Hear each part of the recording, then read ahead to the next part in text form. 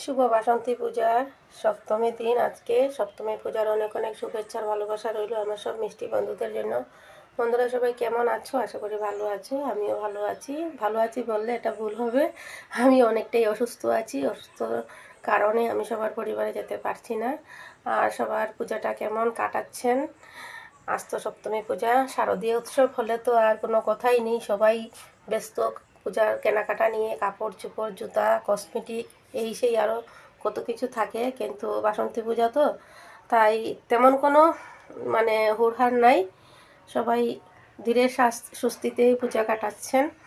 সবাইকে অনেক অনেক শুভেচ্ছা ভালোবাসা রইল সপ্তমী পূজা। সবাই ভালোভাবে খুব আনন্দ করে বাসন্তী পূজা কাটাবেন। সপ্তমী পূজা তো প্রায় শেষ হওয়ার পথেই। আজকের দিনটা তো চলে গেল, অষ্টমী নবমী। পূজার অনেক অনেক শুভেচ্ছা ভালোবাসা রইল বন্ধুরা। সবাইকে টাটা।